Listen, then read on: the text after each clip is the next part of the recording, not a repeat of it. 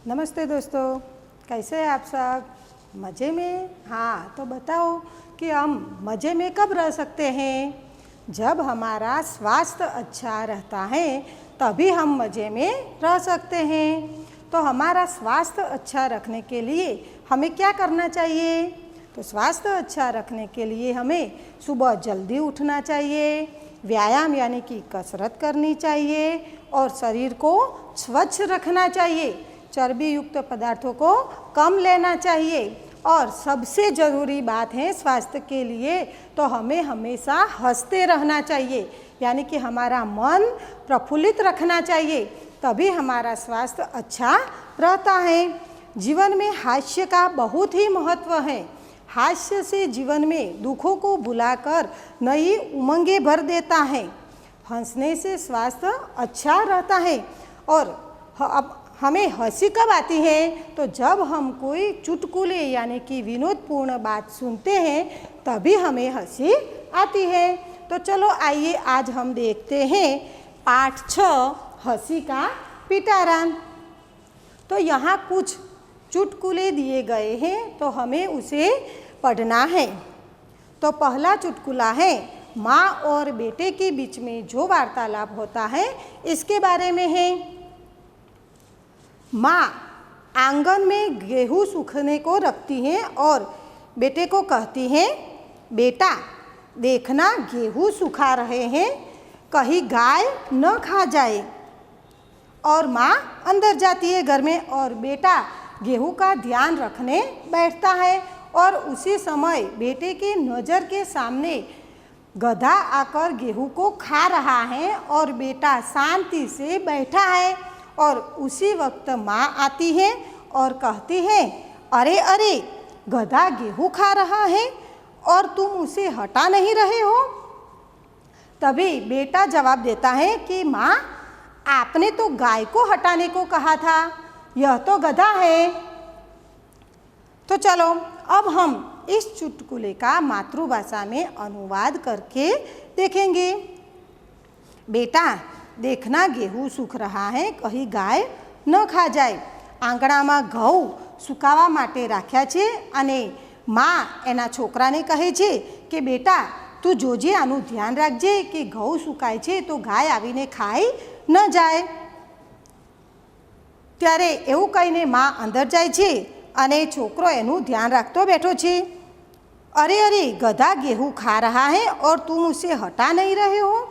માં આવે છે ત્યારે તે સમયે અને જુએ છે તો ગધેડો ઘઉં ખાઈ રહ્યો હોય છે અને છોકરો શાંતિથી બેઠો હોય છે। ત્યારે એમ કહે છે કે ગધેડો ઘઉં ખાઈ રહ્યો છે અને તું એને કાઢતો નથી। ત્યારે છોકરો જવાબ આપે છે કે माँ आपने तो गाय को हटाने को कहा था, यह तो गधा है। છોકરો માને જવાબ આપે છે અને કહે છે કે माँ તમે તો ગાયને કાઢવાનું કહ્યું હતું, આ તો ગધેડો છે। चलो अब हम दूसरा चुटकुले देखते हैं। दो दोस्त के बीच में जो वार्तालाप होता है इसके बारे में कहा गया है। दो दोस्त थे। दो दोस्त हिंदी व्याकरण की तैयारी कर रहे थे। पहला दोस्त बोला, दीपक मिठाई नहीं खाता, इसमें दीपक क्या है? तो दूसरा दोस्त ने उत्तर दिया कि मूर्ख है। यानी कि બે મિત્ર હોય છે અને એ હિન્દી વ્યાકરણની તૈયારી કરતા હોય છે। ત્યારે પહેલો મિત્ર બીજા મિત્રને પૂછે છે કે દીપક મીઠાઈ ખાતો નથી, એમાં દીપક શું છે? એટલે કે વ્યાકરણમાં કર્તા, કર્મ, ક્રિયાપદ, વિશેષણ એ બધા ટોપિક્સ આવતા હોય છે। તો એને આ વાક્યમાંથી શોધવાનું છે કે દીપક મીઠાઈ નથી ખાતો, એમાં દીપક શું છે? એ કર્તા છે, કર્મ છે કે ક્રિયાપદ છે? તો બીજો મિત્ર જવાબ આપે છે કે દીપક મીઠાઈ ખાતો નથી તો દીપક મૂર્ખ છે, કારણ કે મીઠાઈ ના ખાય, નજર સામે મીઠાઈ પડી હોય અને જે મીઠાઈ ના ખાય એ મૂર્ખ કહેવાય કે। ત્યારે આમ હકીકતમાં વ્યાકરણની દૃષ્ટિએ દીપક એ કર્તા છે। अब तीसरा चुटकुला, मालिक और नौकर के बीच में जो वार्तालाप होता है इसके बारे में है। मालिक नौकर से कहता है, तू कोई भी काम करने से पहले मुझसे पूछ लिया कर। तभी नौकर थोड़ी देर बाद आता है और मालिक को कहता है, मालिक, रसोई घर में बिल्ली दूध पी रही है, क्या मैं उसे भगा दूँ? तो इसका मातृभाषा में अनुवाद करेंगे।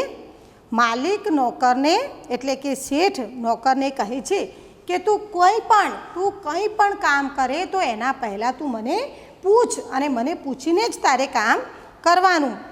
ત્યારે નોકર થોડીવાર પછી આવે છે અને કહે છે કે શેઠ, રસોડામાં બિલાડી દૂધ પીવે છે, શું હું એને કાઢું? अब चौथा चुटकुला है। एक आदमी दुकानदार के पास जाकर बोला, जनाब, कुत्ते का बिस्कुट मिलेगा? दुकानदार बोला, यहाँ खाओगे या घर ले जाओगे? એટલે કે એક દુકાનવાળો છે અને એક ગ્રાહક છે. તો એક ગ્રાહક દુકાનદાર પાસે જઈને કહે છે કે જનાબ, કૂતરાના બિસ્કિટ મળશે? ત્યારે દુકાનદાર બોલે છે કે શું તમે અહીંયા ખાશો કે ઘરે લઈ જશો? अब पांचवा चुटकुला रामू और श्यामू के बारे में है। रामू श्यामू को देखकर कहता है, क्यों बे, गधे को लेकर कहाँ जा रहे हो? श्यामू ने कहा, मूर्ख हो क्या, यह गधा नहीं कुत्ता है। रामू ने कहा, मैं कुत्ते से ही पूछ रहा हूँ. यानी कि रामू અને શ્યામુ નામના બે મિત્રો હોય છે. તો રામુ શ્યામુને જોઈને કહે છે કે ક્યો બે, ગધે કો લેકર કહાં જા રહે હો? એટલે કે શ્યામુ કૂતરાને લઈને જતો હોય છે ત્યારે શ્યામુને જોઈને રામુ કહે છે કે તું ગધેડાને લઈને ક્યાં જાય છે? ત્યારે શ્યામુ કહે છે કે તું મૂર્ખ છે કે શું? આ તો કે કૂતરો છે. ત્યારે આ તો કે કૂતરો છે, ગધેડો નથી.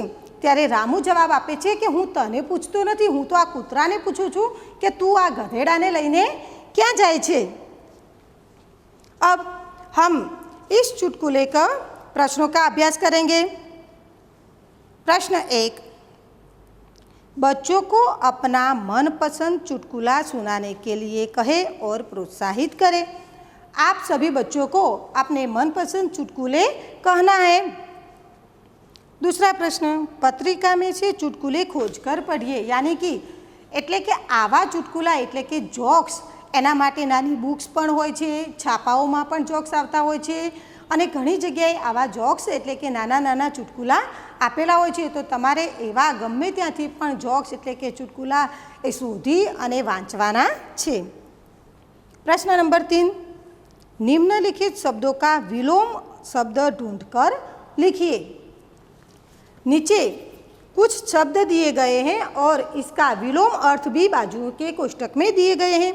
तो हमें सबसे पहले शब्द विलोम अर्थ ढूंढना है और इसका वाक्य प्रयोग भी करना है. तो पहले कोष्टक में है विलोम अर्थ दीजिए.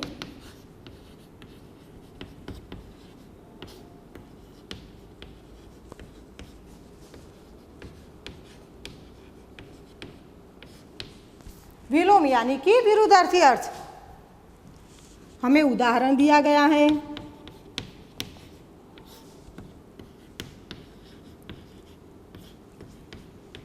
गलत, सही. तो हमें सबसे पहले विलोम अर्थ ढूंढना है. तो सूखा,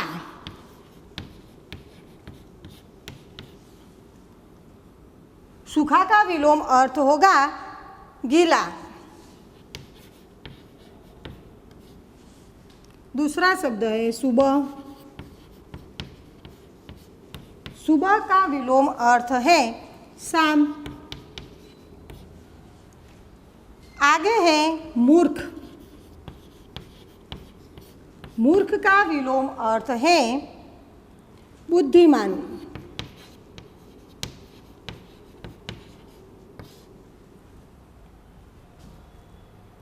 दिन,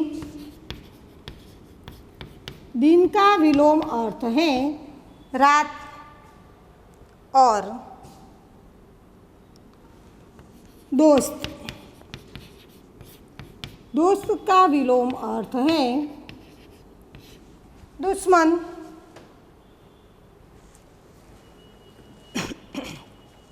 तो यहाँ कुछ विलोम शब्द दिए गए हैं, शब्द है उसका विलोम अर्थ हमें बताना है। तो पहला शब्द है गलत। गलत का विलोम अर्थ है सही। सूखा का विलोम अर्थ है गीला। सुबह का विलोम अर्थ है शाम। मूर्ख का विलोम अर्थ है बुद्धिमान। दिन का विलोम अर्थ है रात। और दोस्त का विलोम अर्थ है दुश्मन। अब आगे प्रश्न है कि उपर्युक्त यानी कि इस शब्दों पर आधारित वाक्य बनाइए, यानी कि हमें इस विलोम शब्द और इसके अर्थ दोनों शब्दों का उपयोग करके हमें वाक्य बनाना है। तो हमें एक उदाहरण दिया गया है कि मैंने सोचा उत्तर सही होगा लेकिन वह गलत था। तो हमें दूसरा वाक्य प्रयोग करना है सूखा और इसका अर्थ गीला। तो वाक्य में प्रयोग करेंगे मेरा शर्ट सूखा था लेकिन वह गीला था। सुबह और शाम। तो मैंने सोचा मेरा दोस्त सुबह आएगा पर वह शाम को आया। आगे शब्द है मूर्ख और बुद्धिमान। तो इसका वाक्य में प्रयोग करना है कि भरत को हम मूर्ख समझते थे लेकिन वह बुद्धिमान निकला। आगे का शब्द है दिन और रात। तो इसका वाक्य में प्रयोग करना है कि सूर्योदय होने से दिन होता है और सूर्यास्त होने से रात होती है। दोस्त और दुश्मन।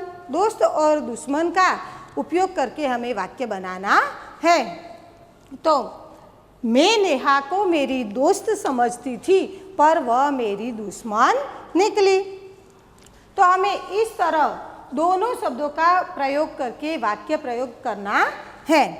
अब आगे प्रश्न है इन्हें और क्या कहते हैं, यानी कि इसका समान अर्थ इसको दूसरे किस नाम से पहचाने जाता है। इन्हें और क्या कहते हैं छांट कर लिखिए। 2 कोष्टक दिए गए हैं, इसमें प्रश्न है और दूसरे कोष्टक में इसका उत्तर है, यानी कि समान अर्थ दिए हैं।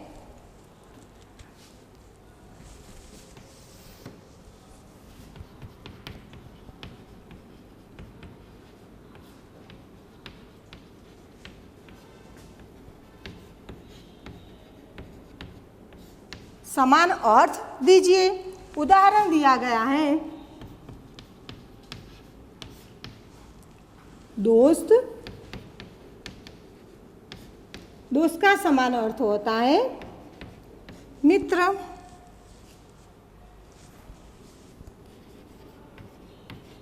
मूर्ख का समान अर्थ है बेवकूफ।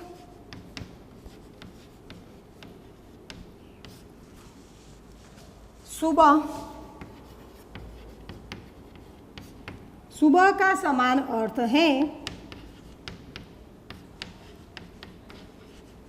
प्रातःकाल। और मित्र दोस्त मित्र सुबह वक्त का समान अर्थ है समय।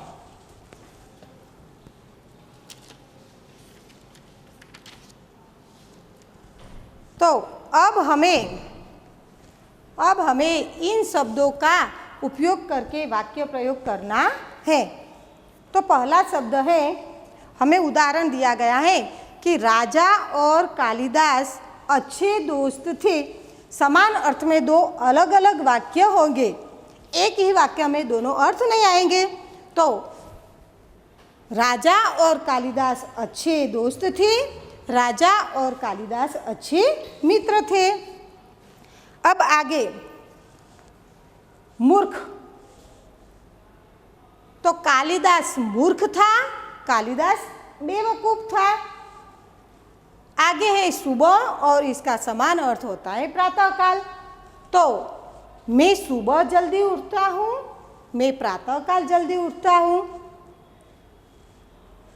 वक्त समय, इसी वक्त गाड़ी जा रही है, इसी समय गाड़ी जा रही है, यानी कि दोनों शब्दों का वाक्य में प्रयोग करना है।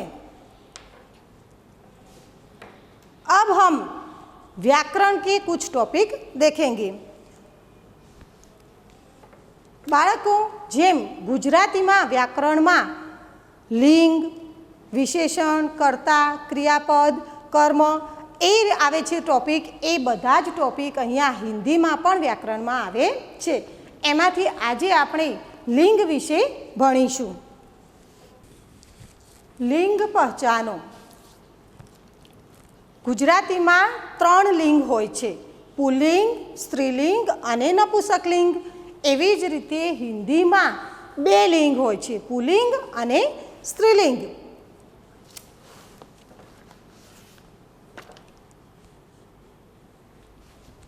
पुरुष जाति अने स्त्री जाति। तो पुल्लिंग,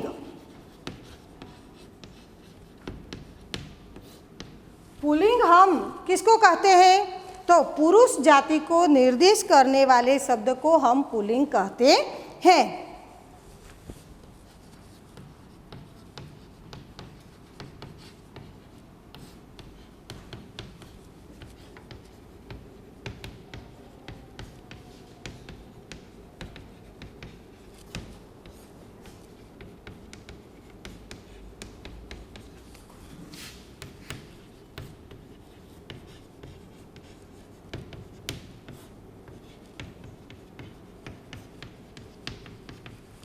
यानी कि पुरुष जाति को निर्देश करने वाले शब्द को हम पुल्लिंग कहते हैं। यानी कि जिस शब्द के पीछे कैसा शब्द लागू पड़ता है वह पुरुष जाति का निर्देश करता है। तो कुछ शब्द हैं, आदमी, राजा, बंदर, किसान।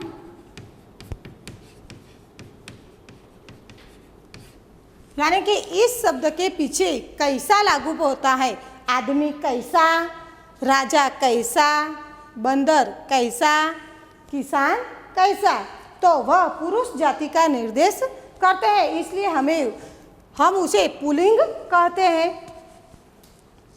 दूसरी जाति है स्त्रीलिंग।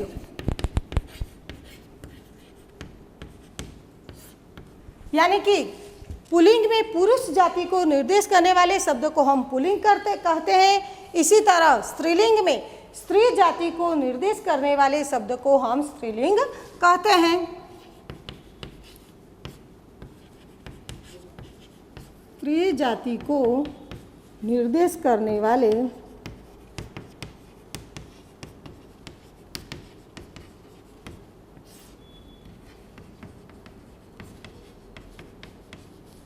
शब्द को हम स्त्रीलिंग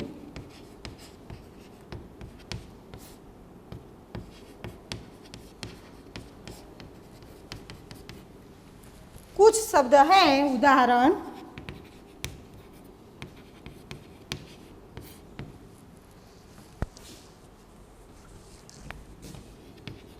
औरत, महिला, नदी, टिकट, टिकट नहीं, रानी,